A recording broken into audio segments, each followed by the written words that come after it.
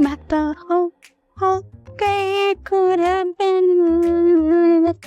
थका हूँ मैं। मैडम जी ये क्या मामला है? अरे मारे को क्या पता, अभी तो सही गई थी बाहर, अब तारे सामने ही है जो कुछ है। मेरा ख्याल है इसको जिन चिंबड़ गया। वे सिंदर, कभी तो अक्ल की बात किया कर। किस जिन की शामत आई है जो इसको चिमटेगा? आलू प्याज बेचने वाला कोई माने या ना माने, कोई बात तो जरूर है धारी जी।